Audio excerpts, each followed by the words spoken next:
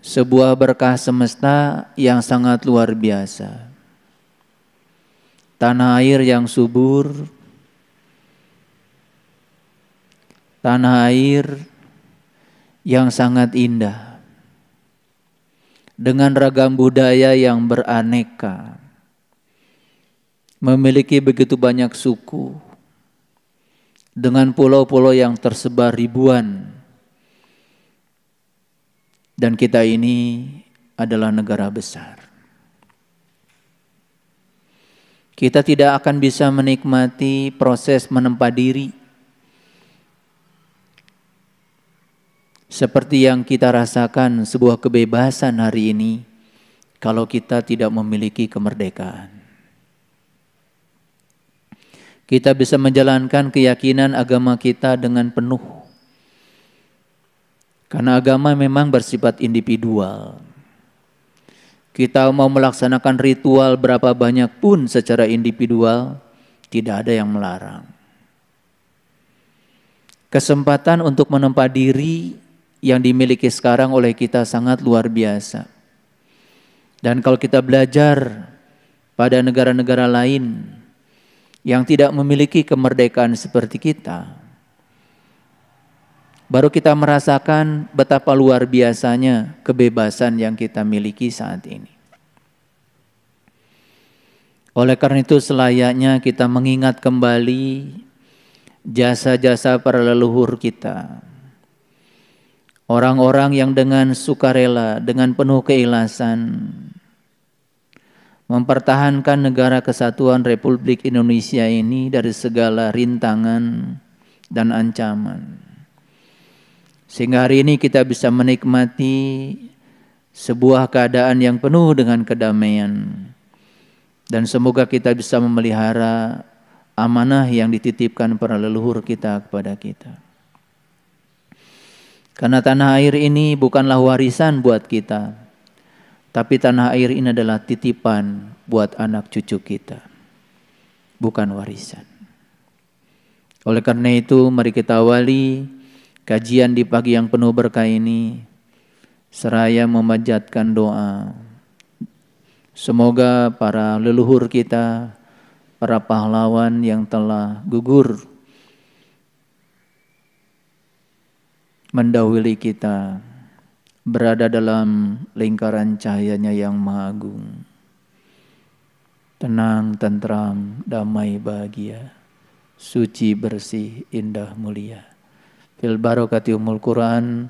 Al-Fatihah. A'udzubillahi minasyaitonirrajim. Bismillahirrahmanirrahim.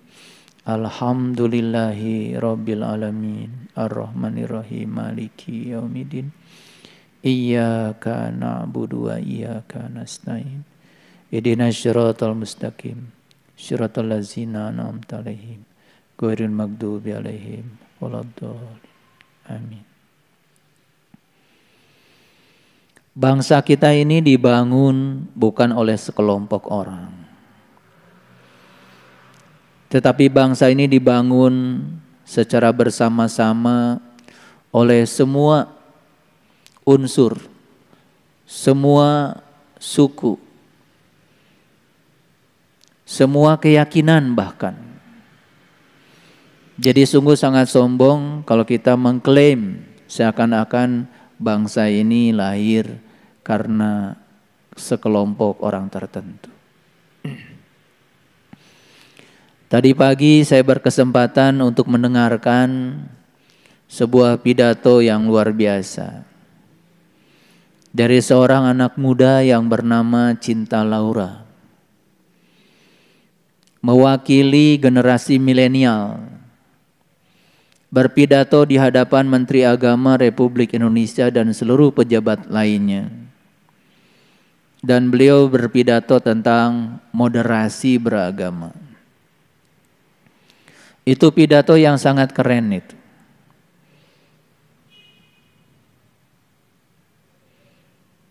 Sebuah gagasan yang disampaikan kepada para pemangku jabatan dan termasuk kita sebagai anak bangsa. Untuk memikirkan bagaimana generasi yang akan datang ini memiliki semangat luhur untuk mempertahankan negara kesatuan Republik Indonesia. Di akhir pernyataan Cinta Laura yang sangat menyentuh adalah, mari kita jadikan burung Garuda itu bukan sekedar lambang negara, tetapi dihadirkan setiap saat, di setiap ruang dan waktu sebagai sebuah kesadaran. Burung Garuda itu lambang dari kegagahan, karena dia memiliki sayap yang kokoh dan dia bisa terbang di ketinggian. Pesan leluhur kita, mengapa Garuda itu dijadikan sebagai lambang negara? Karena leluhur kita ingin agar kita para penerusnya terbang tinggi, dapat melihat dari suatu ketinggian, memiliki pengetahuan yang luas, memiliki sudut pandang yang luas, tidak memiliki pikiran yang picik, bisa melihat segala sesuatu dari segala sudut pandang. Itu pesan yang sangat luar biasa. Karena yang akan menghancurkan bangsa ini adalah kepicikan. Yang akan menghancurkan bangsa ini adalah kesempitan dalam berpikir.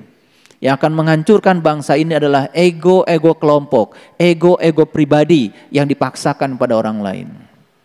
Garuda adalah melambangkan ketinggian. Cobalah melihat dari ketinggian, semua menjadi jelas. Jadi pesan leluhur kita yang sangat luar biasa adalah agar kita memiliki pengetahuan yang luas, memiliki kemampuan yang luas untuk bisa menerima perbedaan, bisa menghormati perbedaan. Itu pesan yang luar biasa. Lihat di dadanya burung Garuda, ya, ada lambang-lambang dari ketuhanan yang Maha Esa. Ada lambang dari kemanusiaan yang adil dan beradab. Ada lambang dari persatuan Indonesia. Ada lambang dari kerakyatan yang dipimpin oleh hikmat dan kebijaksanaan. Ada lambang dari keadilan sosial bagi seluruh rakyat Indonesia. Sesekali perlu belajar itu, supaya kita belajar menghargai apa sih pesan leluhur kita untuk kita. Apakah kita sudah menjalankan pesan-pesan mereka itu? Apa yang dimaksud dengan moderasi beragama? Apa sih moderasi itu? Ternyata kata moderasi itu berasal dari bahasa Inggris, moderation. Yang artinya adalah sikap sedang, tidak berlebih-lebihan. Jadi moderation itu dalam bahasa Inggris artinya sikap sedang, tidak berlebih-lebihan. Biasa-biasa saja, di tengah-tengah saja, itu maknanya. Kata moderasi juga sering dipakai. Dalam sebuah pertemuan biasanya suka ada namanya moderator. Moderator itu orang yang menjadi penengah, orang yang menjadi pelerai, orang yang mengatur jalannya lalu lintas pembicaraan, itu namanya moderator. Jadi kata moderasi ini sebetulnya sudah menjadi bahasa harian kita. Cuman saya ingin menjelaskan lebih dalam. Dalam bahasa Latin kata moderasi ya berasal dari kata moderatio. Sama ya, artinya kesedangan. Tidak dilebihkan, tidak dikurangkan. Dalam Kamus Bahasa Indonesia ya, kata moderasi diambil dari kata moderat.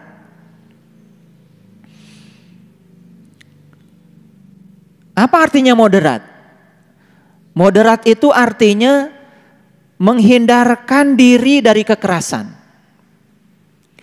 Menghindarkan diri dari keekstriman. Menghindarkan diri dari perilaku yang mengungkapkan sikap-sikap eksklusif dan ekstrim. Itu dalam Kamus Bahasa Indonesia. Jadi apa sesungguhnya moderasi beragama itu? Moderasi beragama adalah sikap mengurangi kekerasan atau keekstriman dalam praktik beragama. Sikap atau upaya menjadikan agama sebagai dasar atau prinsip untuk menghindari yang disebut dengan radikalisme. Karena radikalisme ini sangat berbahaya. Radikalisme ini mengancam persatuan dan kesatuan. Jadi moderasi beragama itu pada hakikatnya adalah sikap untuk mencari jalan tengah.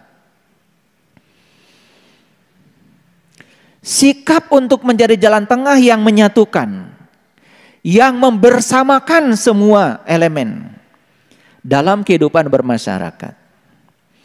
Jadi yang disebut dengan moderasi beragama itu adalah sikap dewasa yang baik untuk memelihara persatuan dan kesatuan. Jadi kata kunci dari moderasi adalah kedewasaan.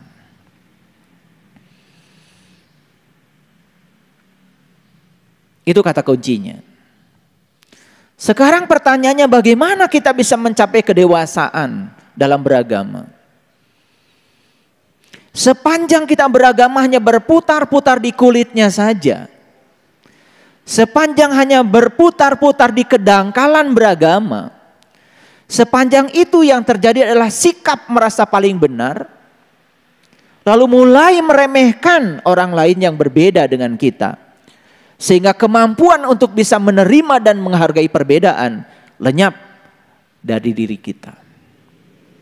Sebetulnya agama kita dan semua agama yang lain mengajarkan tentang cara mendidik diri kita untuk bisa menerima dan menghargai perbedaan. Yang paling kecil adalah dalam lingkungan rumah tangga.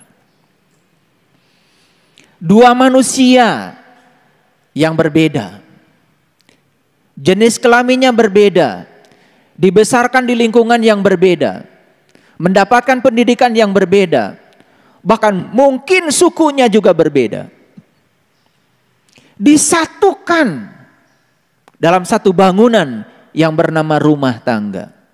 Rumah adalah tempat berlangsungnya kehidupan, tangga itu bisa buat naik, bisa buat turun. Dan harapannya sebuah rumah tangga adalah latihan untuk bisa menerima perbedaan agar tangga menjadikan mereka jadi naik, terutama naik kedewasaannya. Sadari bahwa itu adalah anugerah, latihan yang paling dasar di sekup yang paling kecil.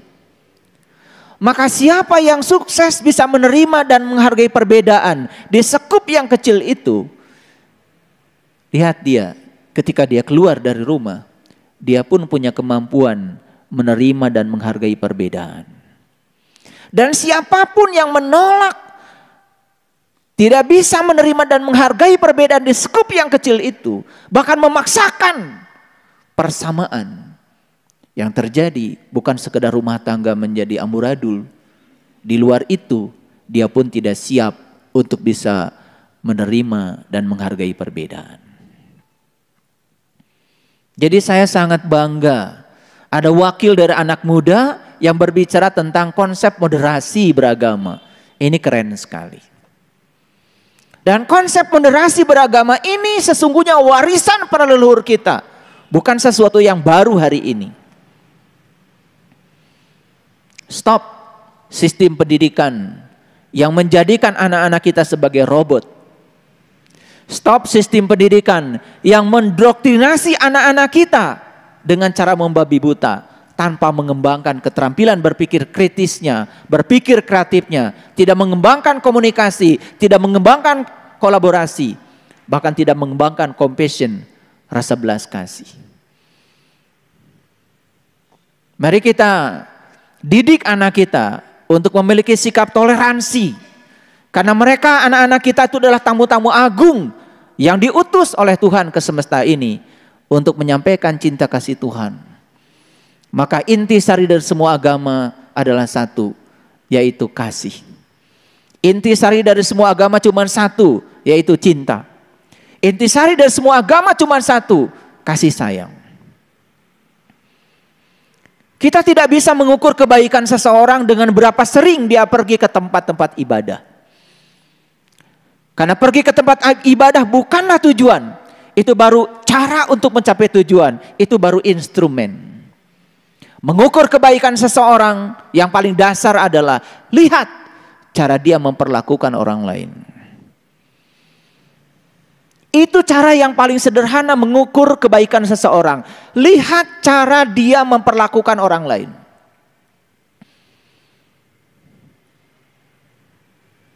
Seperti apa dia memperlakukan orang lain? Jika dia bisa memperlakukan orang lain dengan penuh rasa hormat, penuh cinta kasih, penuh toleransi, penuh pengertian, penuh persahabatan, itu sesungguhnya intisari dari semua agama. Para sahabatku yang dirahmati Allah, di Nusantara ini kita memiliki definisi agama yang sangat keren. Agama adalah latihan dasar untuk menempa diri agar terbentuk tata krama dan kehalusan hati nurani, agar terbentuk akhlak yang terpuji dan budi pekerti yang luhur. Jadi agama adalah alat pertahanan untuk mempertahankan diri dari kejahatan diri kita sendiri. Tidak ada orang yang jahat di luar diri kita, karena orang yang paling jahat kepada kita adalah diri kita sendiri. Sadarilah itu. Dan kejahatan pada diri adalah kegelapan pikiran. Pikiran yang tidak tersinari oleh cahaya ilahi. Pikiran yang berada pada kesadaran yang rendah. Pikiran yang setiap saat terus menerus memancarkan gelombang elektromagnetik yang negatif. Dan gelombang elektromagnetik yang negatif itu ditangkap sebagai sinyal-sinyal elektromagnetik oleh sel-sel neuron dalam otak. Lalu dipancarkan kembali menjadi emosi. Ketika yang datang adalah sinyal-sinyal yang negatif, ditangkap oleh sel-sel neuron otak dan dipancarkan kembali oleh sel-sel neuron dalam bentuk energi yang negatif. Itu yang disebut dengan medan energi vibrasi dari emosi yang paling rendah. Lalu ketika pikiran dalam kegelapan, itulah yang disebut dengan syaitan. Jadi syaitan itu di dalam Al-Quran, dia membisiki pikiran. Dalam banyak ayat kita bisa tahu bagaimana Nabi Adam dan Siti Hawa dibisiki pikirannya agar tidak mendekati satu pohon yang membuat dia melakukan tindakan yang zolim. Zolim itu zulum, zulum itu kegelapan. Mendekati pohon tentu saja bukan pohon seperti yang kita kenal dalam kehidupan. Ini adalah simbol dari segala sesuatu yang membuat kita menjadi gelap. Dari segala sesuatu yang membuat kita menjadi zalim pada diri kita sendiri. Jangan dekati pohon itu, yaitu pohon ego, diri palsu. Sepanjang kita masih mengidentifikasi diri kita sebagai pikiran, sepanjang kita masih mengidentifikasi diri kita sebagai perasaan, sepanjang kita masih mengidentifikasi diri kita sebagai tubuh, tapi kita tidak sadar dengan diri sejati kita, sepanjang itu pula kita akan dikendalikan oleh pikiran kita sendiri. Dan kita akan menjadi diri palsu. Diri yang dipenuhi oleh ego. Itulah yang disebut dengan syaitan. Syaitan tidak pernah berteriak. Karena syaitan itu membisik. Membisik tentu saja jaraknya tidak jauh. Kalau dia membisik pada pikiran, berarti betapa dekatnya syaitan dengan pikiran. Dan syaitan itu adalah pikiran itu sendiri. Pikiran yang gelap. Para sahabat, bertahun-tahun kita diajarkan berbagai macam dogma, doktrinasi yang telah melumpuhkan kecerdasan pikiran kita. Dan bertahun-tahun kita menjadi robot biologis yang dikendalikan oleh sebuah sistem dogma yang membuat kita tidak pernah berpikir. Dan saatnya kita mengalami kesadaran ini. Dan saatnya anak-anak kita jangan diajarin seperti kita diajarin dulu. Dan saatnya kita membuka pikiran cerdas mereka. Karena pada diri setiap manusia ada kecerdasan yang melampaui pikiran. Disitulah letaknya kesadaran. Disitu letaknya kebijaksanaan. Jadi jangan heran kalau leluhur kita mengambil kata kebijaksanaan dan kemudian diletakkan di sila yang keempat dari Pancasila. Kerakyatan yang dipimpin oleh hikmah dan kebijaksanaan. Dan itu harus menjadi acuan sebetulnya untuk berbangsa. Jadi cara untuk memimpin itu cuma dua. Satu dengan hikmah, keteladanan, dan yang kedua adalah kebijaksanaan. Dan kebijaksanaan hanya dilahirkan oleh kesadaran. Kesadaran dilahirkan oleh diri sejati yang murni. Sepanjang kita membiarkan pikiran mengendalikan hidup kita, sepanjang itu pula kita tidak akan pernah mencapai yang namanya kebijaksanaan. Jadi oleh karena itu maka agama ya harusnya mengantarkan kita untuk memiliki pikiran yang tenang. Pikiran yang tentram, pikiran yang bersih, yaitu pikiran yang sudah disinari oleh cahaya ilahi. Maka izinkanlah pikiran kita untuk bisa mengakses energi ilahi yang tak berhingga yang ada pada diri kita semua. Dan segala kebutuhan tentang hidup kita sudah disediakan di sana. Para sahabat, kita punya berbagai macam ritual dalam agama. Dan kalau itu dilakukan dengan penuh kesadaran, maka itu akan membangun kesadaran-kesadaran baru. Itu luar biasa. Cobalah sekarang. Sempatkan saja setiap hari di luar ritual yang dilakukan. Duduk tenang, gak usah lama-lama. 20 menit saja. Sambil menyadari keberadaan Sang Ilahi di dalam diri. Dengan cara memfokuskan pikiran pada nafas. Itu latihan yang sangat luar biasa. Itu adalah waktu yang sangat damai. Itu adalah waktu yang sangat penting dalam sehari. Karena apa? 20 menit yang kita lakukan itu akan menyenangkan 23 jam 40 menit sisanya. Jadi kalau kita ingin agar 24 jam kita tetap damai, cobalah. Siapkan waktu 20 menit saja. Hanya untuk duduk tenang. Tidak usah ngapa-ngapain. Tidak usah baca doa apa-apa. Hanya duduk tenang. Memfokuskan pikiran pada napas, menyadari sang keberadaan pada diri, maka secara perlahan dada kita akan dipenuhi dengan rasa syukur yang dalam, dan itu akan membawa kita pada pikiran yang tenang. Karena pikiran yang tenang itu akan memperlambat, akan membantu menempatkan ya kita pada kerangka pikiran yang lebih tenang. Karena kita dari kecil terbiasa tergesa-gesa, betul? Ingin cepat sukses, ingin cepat kaya, ingin cepat selesai, ingin cepat sampai. Coba lihat ya. Potret tentang ketergesa-gesaan bisa kita lihat dalam kehidupan. Sehingga banyak orang mengambil jalan-jalan pintas untuk mencapai yang dia ingin. Korupsi itu ketergesa-gesaan. Berantem di jalan itu ketergesa-gesaan. Kecelakaan di jalan tol itu ketergesa-gesaan. Memacu kendaraan dengan cepat itu ketergesa-gesaan. Tidak bisa menikmati perjalanan. Karena kita terbiasa merumuskan tujuan hidup. Dan kita lupa bahwa sesungguhnya hidup itu sendiri merupakan tujuan. Kita terbiasa melupakan proses. Dan kita ingin segera mencapai tujuan. Padahal proses itu sendiri adalah tujuan. Sehingga kita tidak pernah bisa menikmati waktu kita.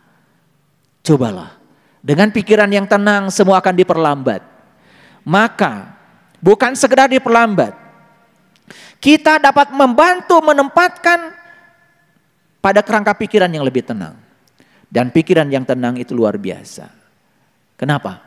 Pikiran yang tenang menjadikan kita tidak reaktif terhadap kejadian apapun. Maaf ya. Bertahun-tahun kita menjalankan ritual agama dalam keadaan tidak sadar. Begitu ada kontradiksi dalam hidup yang kecil saja. Kita sudah negatif reaksinya. Betul? Soal pasangan hidup. Soal rumah tangga. Soal anak-anak yang berbeda dengan keinginan kita. Coba lihat reaksi kita seperti apa. Begitu mereka melakukan sesuatu yang berbeda dengan keinginan kita, reaksi kita seperti apa?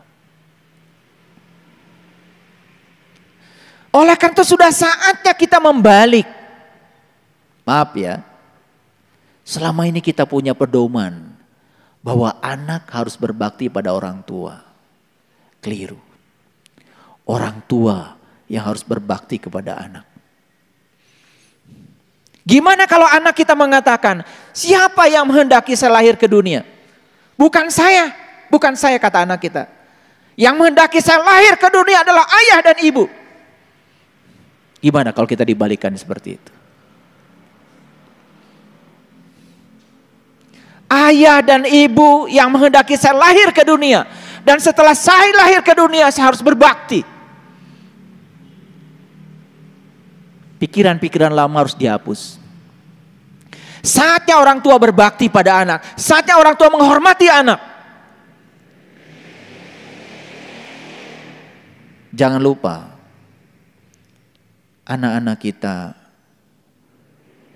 lahir ke dunia bukan anak-anak kita. Mereka adalah anak-anak semesta. Mereka adalah anak-anak ilahi. Tidak ada kelahiran tanpa Allah di belakangnya. Tidak ada kelahiran tanpa kehadiran Dia di belakangnya. Mereka adalah tamu agung yang datang ke semesta ini untuk menjadi guru-guru kita. Kenakalannya guru kita. Kebodohannya guru kita. Cerewetnya guru kita. Ketidaksabarannya guru kita. Bukan kalian gurunya. Kita adalah murid dari anak-anak kita. Dan mereka dihadirkan ke semesta ini untuk menjadi guru kita. Guru kesabaran kita. Guru yang mendewasakan kita. Jangan bandingkan anak kita yang satu dengan yang lainnya. Biarkan mereka menjadi dirinya sendiri. Kita kecewa pada anak karena apa? Karena kita punya keinginan agar anak-anak menjadi potret kita. Agar anak-anak seperti yang kita mau. Kita lupa kepada Allah yang telah mengutus anak-anak kita ke semesta ini. Yang melahirkan anak kita adalah Allah. Bukan istri kita. Istri kita hanya lantaran saja mereka terlahir ke semesta. Tak ada kelahiran kalau tidak ada Allah di belakangnya. Tapi apa yang terjadi? Kita kadang-kadang sulit sekali untuk bisa menerima sesuatu yang disebut tidak kita ingin. Karena ingin hidup seharusnya begini, seharusnya begitu. Kapan kita kalau begitu mau tentram dan bahagia pikiran kita? Kalau kita mengizinkan pikiran kita seperti itu. Ini soal kesadaran. Sekali lagi, ini soal kesadaran.